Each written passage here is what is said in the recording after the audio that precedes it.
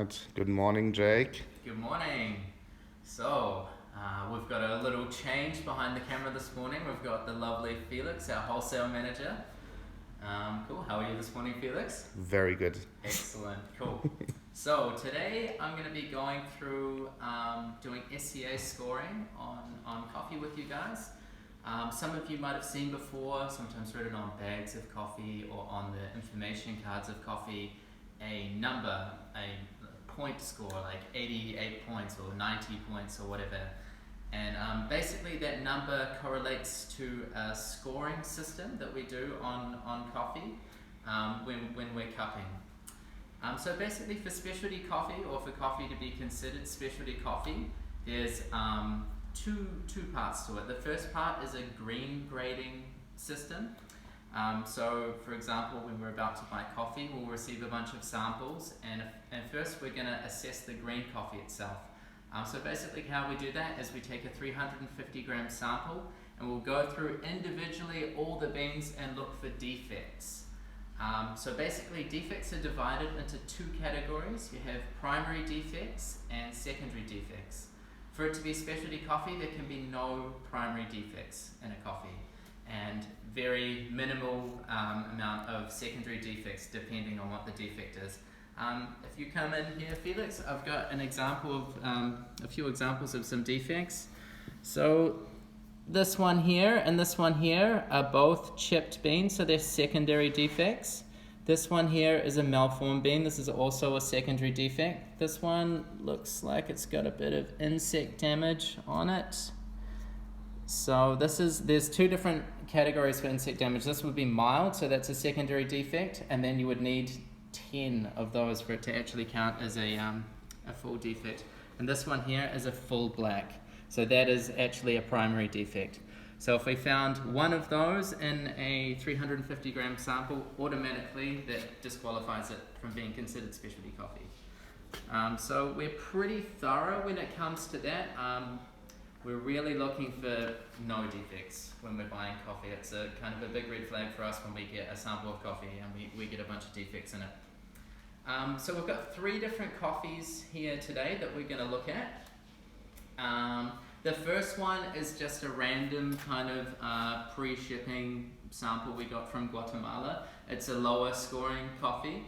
I've also roasted a few kind of defective beans looking like that and chucked a couple of them in one of the cups, so hopefully that's gonna give us a defect flavor wise in one of the cups, so I can take you through what we're doing with the scoring on that.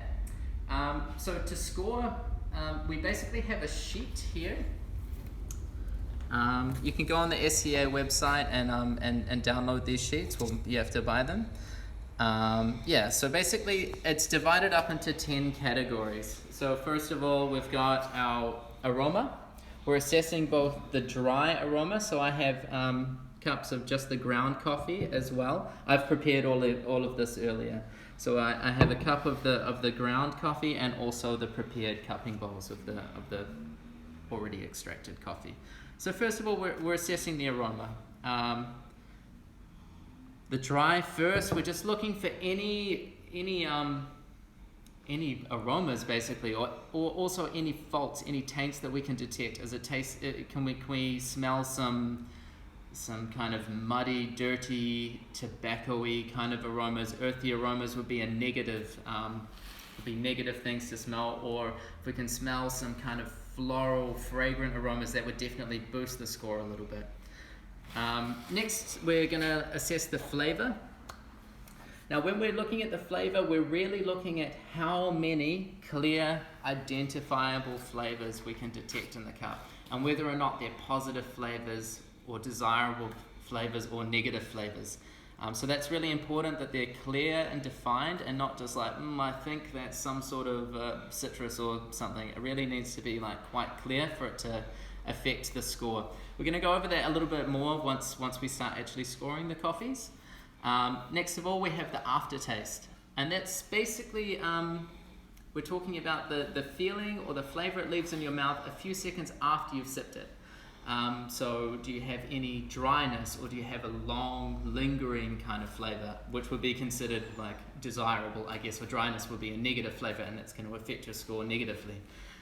Then we have our acidity. So again, like everything else, we're talking about the quality of the acidity, not necessarily how much or how little acidity there is. So if there can be a lot of acidity, but it's very sharp and more on the sour side, that would be negative, and that would affect our score negatively. Then we have our body, which is to do with the mouthfeel, I would say. Is it got a nice creamy mouthfeel? Is it juicy, or is it thin and astringent? Would be negative. So that's basically what we're looking at there. Then we have something slightly different, and this is why I've got 2 different cups of each coffee. When we're doing this properly, we would have 5 cups of each coffee. This is because we want to assess how uniform the coffee is. Is it tasting the same? Are there defects in any of the cups? We want to take a slightly wider sample than just relying on one specific bowl. So this is 3 categories here. First of all, we have our uniformity. And this is basically just, are they all tasting the same? Do all the cups taste the same? Are you getting the same flavors in every cup? Clean cup is the next one. It's pretty self-explanatory. Is it tasting clean? Are you getting lots of kind of dirtiness? And for it to fail in this category, it would really have to be quite bad in terms when we're talking about specialty coffee. So it would really have to be below specialty standards for you to fail that. Sweetness is basically, is there detectable sweetness in the cup? So you're giving a tick basically in each box, and each box is worth 2 points. So if you only get 4, then you'll only get 8 points in this. And then we have our balance, which is again on the scale. So I'm just going to quickly point out here, our quality scale, there's a little key at the top. We're basically assessing from 6 to 9, and I love this about the how they've done this. It's only positive things. So 6 is good, 7 is very good, 8 is excellent, and 9 is outstanding. So when I'm thinking about it as scoring coffee, for me 6 would be terrible. 7 would still be like quite bad. Like if you scored all 7s, it would be below specialty grade coffee. 8 is kind of like, for us in terms of buying coffee, we wouldn't buy anything that would score lower than an 86. To be specialty coffee, it needs to be above 80. To get 86, it will probably be, I think, all 8s, roughly everything at 8. So for me, like 8 is like the average. If it's pretty good but not outstanding, then I would say it would be an 8 in terms of good quality specialty coffee. So like in the perspective of that, an 8 would be good. In the overall perspective of coffee in the world, 8 would be excellent. Cool, yeah. And then the final category is your overall score, and this is a little bit of an opportunity as well to put a little bit more your personal kind of preference on the coffee. If you scored all 8s in every category basically, but something about this coffee you really liked, it really kind of just like took you, you could maybe give it an 8.25 in the overall category. You're going to see as well, it's in 0.25 increments, and 0.25 is actually quite a lot. And if you scored in every category 0.25 different, your overall score is going to be quite different. And in terms of flavor and in terms of quality, there is quite a big difference in even just 1 point. So the difference between an 87 point coffee and an 88 point coffee is actually quite significant. Cool, all right, so I think we can start tasting these coffees. So we're going to cup these. So I explained this before in another one of our videos. I'm basically going to take a small amount of the coffee on the spoon, and I'm going to slurp it. I'm going to try and bring as much air in with the coffee as possible and spray it all over the back of my mouth. So I'm covering my entire palate basically. I'm then going to spit it out. And I'm just going to quickly, I've got my full disclosure, I've already tasted these and I've got a little bit of an opinion already. And I'm just going to quickly score them on the left, and I'm then going to go over my scores with you. So first of all, when I'm tasting coffee, or when most people are tasting coffee, it's good to go through at least 2 times, maybe even 3 times, and taste the coffee at different temperatures. So first I would normally taste at 13 minutes, then maybe 18 minutes, then maybe 23 minutes. So like 5-minute increments. So you're really tasting the coffee as it's cooling down, because you will notice quite a significant difference. I will usually make a tentative score in my first round, so just lightly with a pen, and then on my second round I will commit, I guess. And then if I go through a third time, maybe I'll change something, but usually I personally don't, because I find when I start overthinking it, then my scoring gets super weird. So I usually trust my initial instinct. Jake, quick one in between. Someone's asking what water we are using for cupping. Ah, cool. So the water I'm using today is just through our RO system here. So I tested it before, 130 ppm, which is very like standard in the middle of like what your SCA like water guidelines are. 95 degrees. When we do QC, we actually make our water, so we took samples from all our wholesale customers and like to get an idea of what people were using water wise. We tested the water and then we make the water specifically, so we're using the exact same water every time, and there's no risk of it changing, just to be a little bit more consistent. But today I'm just using the water through the RO system. If you wanted to do this at home, Volvic would be very similar to this. It's between like 105 and 125 or 135 ppm. So it's going to be very similar to the water that we're using here. You don't want water that's too hard. Like you wouldn't. It would be pointless to do it with just tap water. It's going to be much too hard, and you're not going to detect any of the acidity.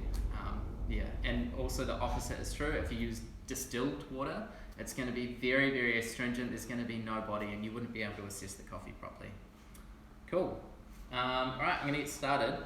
So I might just do one quick round. I'm going to taste all the coffees, and yeah, then we'll talk about it and score it.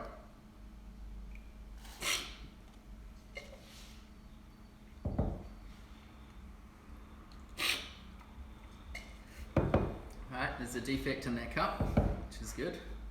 Well, it's not good, but good for the purposes of this demonstration.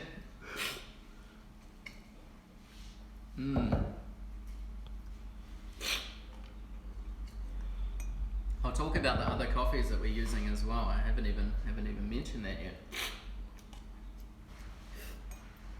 Wow, super nice. So normally when you're doing cupping in any sort of scoring setting or QC setting, it's very important to keep your opinions to yourself until the end, because anything you say can kind of influence people, especially with something as abstract as flavour. It's very easy to put ideas into other people's head. If I taste this and I say, oh my god, so much pineapple or whatever, then everyone's going to be thinking about pineapples when they taste that cup. So very important when you're doing any sort of QC or any sort of cupping for assessment or quality control. Keep your opinions or save your opinions or feelings till the very end. Alright, cool. Let's go through these and we're going to score them. We'll just start with the first one and then we'll move to the right, and I'll talk about the other 2 coffees as we get to them. Alright, so we've got our lower quality sample. I know there's a defect in this right cup, so I'm just going to do the scoring part using the left hand side, because the right hand side is just, it's no good. But you're going to see when it comes to the uniformity, and also there is a section at the end specifically for defects, which we're going to get to, and that's going to play a big part in our final score of this. Alright, cool. So first of all, our aroma. It's quite pleasant, I'd have to say. It's like, it's okay. It's really like, there's nothing crazy coming out of me. I'm not getting any floral or super fragrant notes. but it's quite sweet. It's quite enjoyable, and same with the wet aroma. Even the defective cup, I'm not getting that come through as a fragrance, so it's quite pleasant. So I would score that probably a 7.75. It's a little bit lower than like what I would really want, but it's still very good. Do you think we should look at your sheet, or? We'll look at the sheet at the end. We'll look at the sheet at the end, I think. I'm just going to go through the categories first. So next of all, we've got our flavour. So this is very important again. We're looking at clear, definable flavours.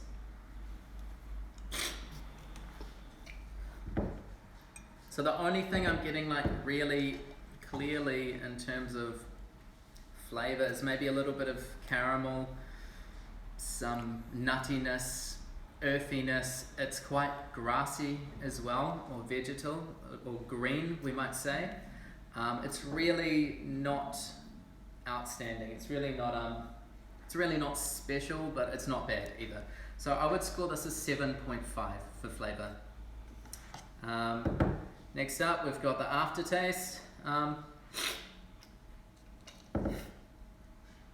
Again, I mean, it's okay, but I've got quite a lot of dryness in the finish. It's really, I'm feeling this on the back of my tongue. It's kind of like a furry feeling on your tongue, or like if you ate sand or something and your mouth is extremely dry. Yeah, so it's not super pleasant, but it's not as bad as it could be. I would give it a 7.5 again for the aftertaste. Then we've got our acidity. I'm not a fan of this. It's really a little bit sharp. It's quite unpleasant. This is where I'm getting all these vegetal, grassy kind of flavors. I would give this a 7.25. So again, a 7.25 for me. If we scored all that, it would still qualify as specialty coffee, but it definitely wouldn't be in the kind of like higher end. It wouldn't be something that you really want to showcase as a single origin coffee. It's maybe something that some people might use in a blend or something. Cool. All right, the next is the body. The body's okay, I would have to say. It's kind of creamy. It's quite nice. There is that dryness on the end, so it's not, I would still not give it an 8. I'd probably give it a 7.75. This is probably the thing I like the most about this cup, actually, is the body.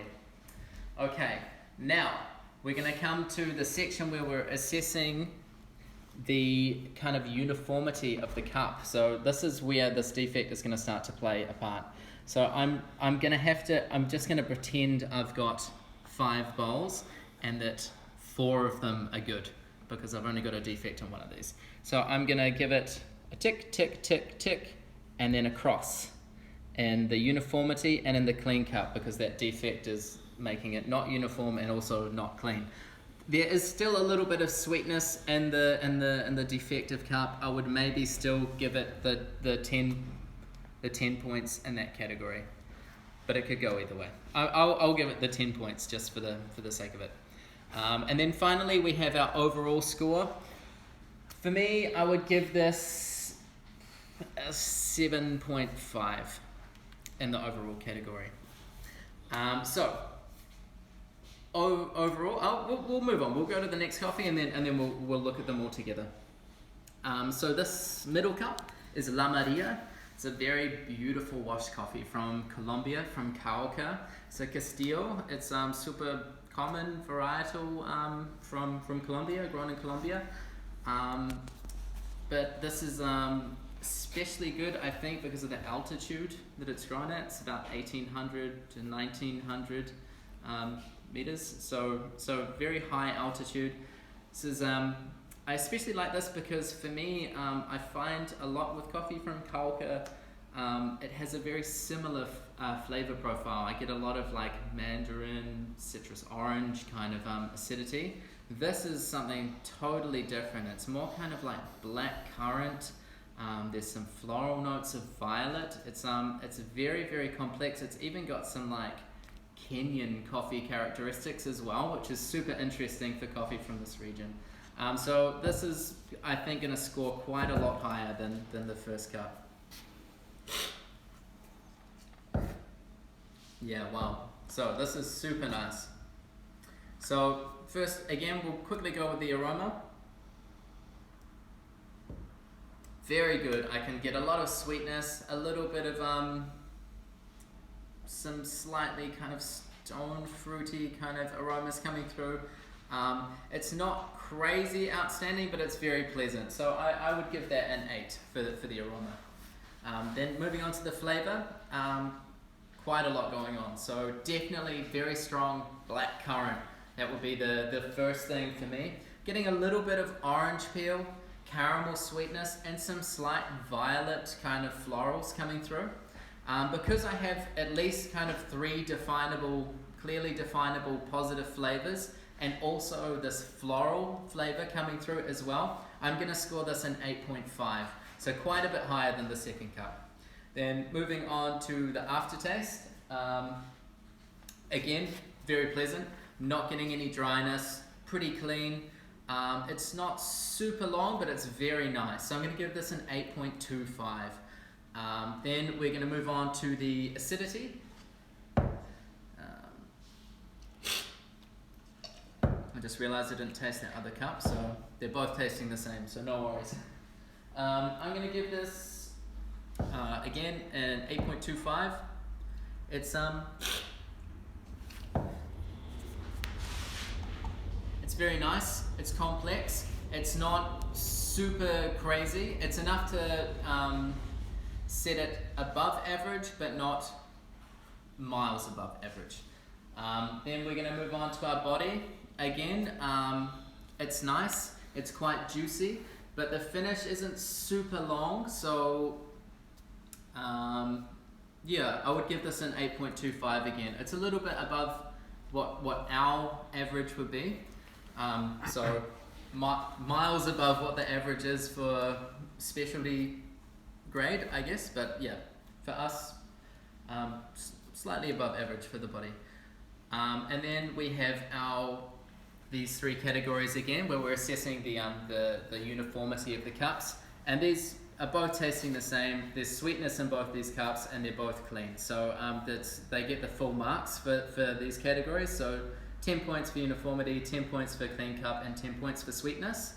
Then we have our balance. For me, this is, again, it's a very balanced cup. It's very pleasant. I'm going to give this an 8.25, I would say, for balance. And then our overall, I really like this, so I'm going to give it an 8.5. Jake, before we move on, many people are asking about the grind size for our cuppings. Oh, I didn't talk about that at all. So I would say it's a medium grind size. If you're using a Comandante and want to do this at home, you could probably, I would say 21 or 22 clicks off 0. It's going to be very similar to the small V60 grind size that we've done in the one of the previous videos. Yeah, so if you look back on that video, it's going to be pretty much exactly the same grind size as that. And we're using 13 grams of coffee here and 200 grams of water. Slightly different to the SCA guidelines, which I think would be 11 grams of coffee to 200 grams of water, but it's still kind of like within the range. That's purely because of the strength that we want to taste the coffee at. For us, we want to try and taste these coffees at around 21% extraction at a certain strength that's kind of reflecting how we're brewing our filter coffees as well. Kind of makes it easier to do the carryover. Cool, so I'm just going to quickly move on to the next one. We've got Radio Fare. We use this coffee in the first video, I think. I have a bag of it here. It's a beautiful coffee from Indonesia. It's the first coffee we've bought, I think, from Indonesia as well. The second coffee we've bought. It's a natural process, which is super interesting for Indonesia. Normally they're doing a lot of wet hulling. This is because of the weather conditions there. They get a lot of rain during the season in which they need to dry the coffee. Wet hulling is basically they need to hull the coffee when it's at a slightly higher moisture content. It usually kind of gives slightly more undesirable flavors, a lot of muddiness, and that's why I think traditionally, in the specialty coffee world, Indonesia hadn't been super known or recognized for having super high quality coffee. This is definitely an exception to that. It's fantastic coffee. So we're gonna score that really quickly. So the big difference, I think, immediately between all of these is going to be the aroma. So this is crazy. There's so much going on in this aroma. It's almost like super ripe strawberries, a little bit of kombucha. I'm really getting this fermentation.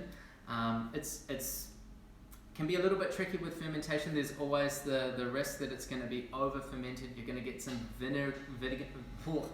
vinegary flavors as well, which would definitely be negative.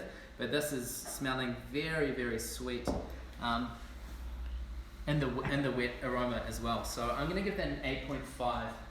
All right, I'm gonna give it an 8.25. I'm gonna give it an 8.25 for the aroma. It would really, for it to score higher than 8 even for the aroma, it would really have to be very, very special, I think. Flavour.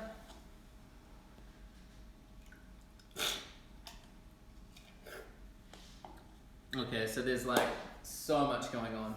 Passion fruit, pineapple, super ripe strawberries, kombucha, bubblegum, cinnamon. It's really like heaps and heaps going on. I can think maybe like 7 quite clearly identifiable flavors in this cup. So I'm going to give this an 8.75 for flavor because it really is super, super complex.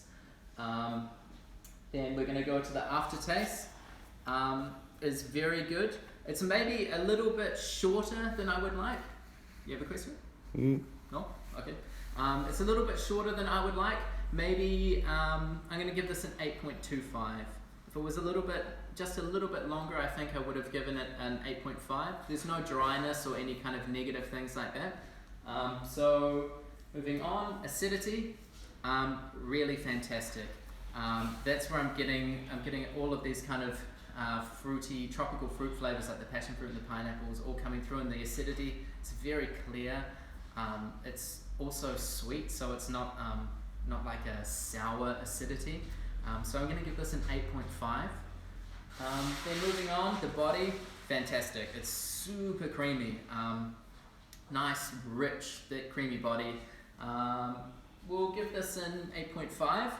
And then we're going to move on to the uniformity again. So again, we're only assessing 2 cups. Normally we would assess 5 cups if we were doing this properly. These two taste exactly the same. They're clean and there is sweetness in both these cups. So in these 3 categories, it's going to get the full 10 points. Then we have our balance. I think this is super balanced actually. There's a lot going on, but it's not overwhelming, and it's still coherent, the flavor. So I'm gonna give it an 8.25. And then our overall score, I'm gonna give it an 8.5. So that's scored very well. So I'm just gonna take you through. I've written my scores down here, and then we're just gonna go over this super quickly so you can see. In particularly, what's happened with this first cup with this defect, I think, is super interesting. So I've done a few different calculations here. So first of all, if we add up our scores, so we've got, what have we got here? 7.75 for our fragrance, 7.5 for flavor, 7.5 for aftertaste, 7.25 for acidity, 7.75, I think, for body, and then 8, and 10 for sweetness. This is really going to bring that score down because that's 4 whole points that we've lost already just from this. And if I'd scored that an 8, that would have been another 2 points, so 6 whole points. And then we've got balance 7.5 here and overall 7.5. So this is giving us a score of 78.75 minus, down here in this category, we've got 2 different types of defects. This was like a phenolic defect. So that I would describe, I've heard people describe this as sometimes being like a medicinal taste. For me, it tastes like metal. I've tasted this very strongly in the second cup. So I'm going to give this the 4 points. So that's the maximum points for a defect. So this is going to be minus 4 points.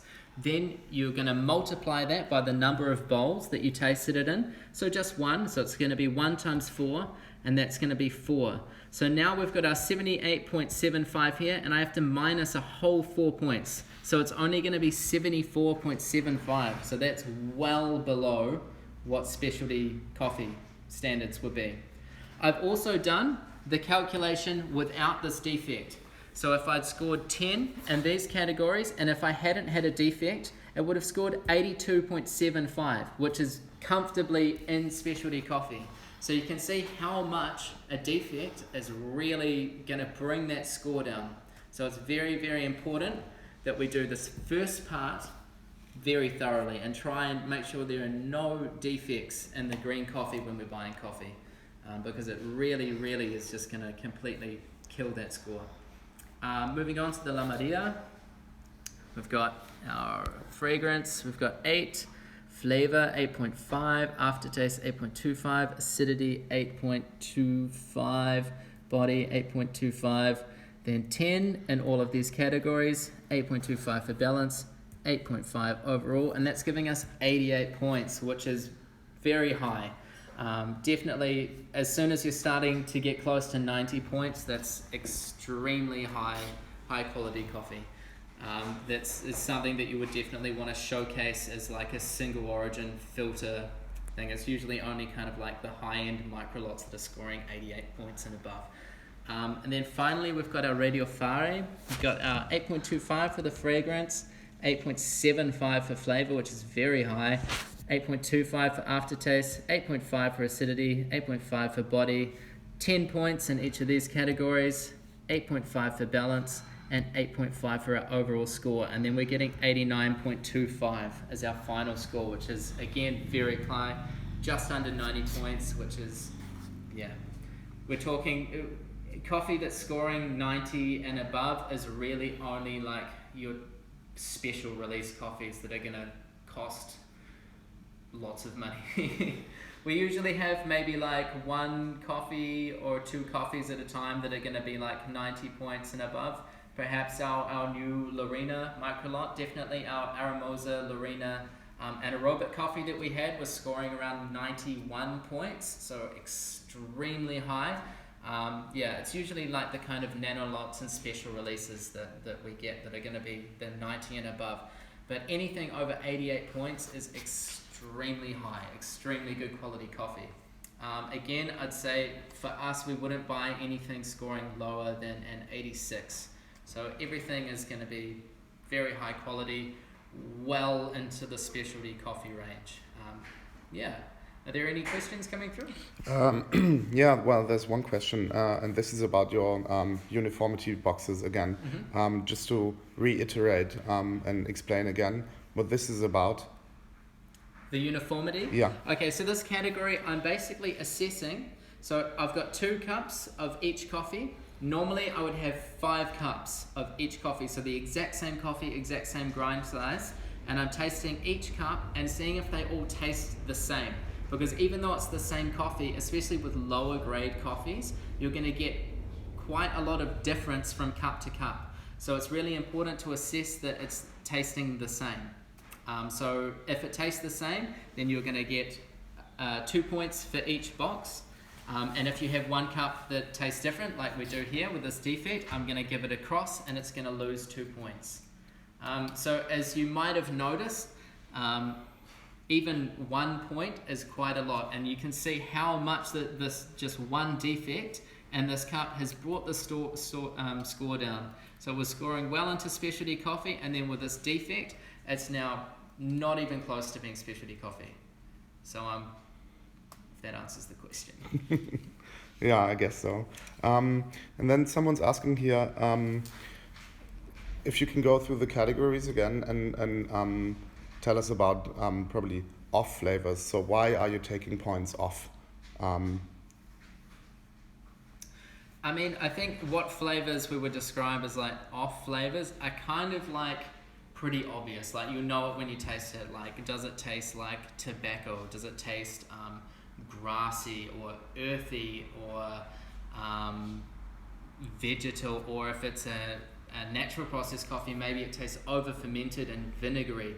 All of these would be considered off flavors. It's any flavor that you wouldn't want to experience in a cup of coffee. What I would definitely recommend doing is having the flavor wheel next to you when you're doing this at first. That's really going to help you kind of like start to pick out these individual flavors. If that goes through that. Yeah, the flavor wheel is your best friend really when it comes to this. I have another question for you. The defect you tasted in the beginning, can you explain how this tastes? The phenolic defect, for me, it tastes like metal. Like the best way I can describe it is it just tastes like I can taste like if I licked a metal pole. That's what it tastes like in the cup. Some people describe it as tasting medicinal. This is a good point actually. When with anything like this, with any of the flavors, it's really good to calibrate with other people. So obviously with our QC team here, we're constantly doing calibrations. And I know, for example, what Gareth, our head roaster, when he says it tastes like this, I know in my mind exactly what he's talking about because we're well calibrated. But yeah, to recap on the phenolic defect, definitely for me, it tastes like metal. Some people say it tastes kind of like medicinal. Cool. Well. Cool. So we're just going to wrap up quickly. We're going to be back again on Tuesday morning at 9:30, and we're going to have Yuko joining me. She's our lead barista at our baby barn, the original barn on Auguststrasse. Cool, and we're going to go through a few different recipes and like different doses on V60 and AeroPress, a kind of like a little more advanced session perhaps, and we're going to compare that to how the coffee tastes in the cupping bowl as well. So kind of like what we're looking for, how we're trying to bring the kind of natural flavors of the coffee from the bowl and kind of express that through different brew methods. Cool. All right, guys. Well, see you next time. Have a good Easter, and yeah, see you on Tuesday. Ciao.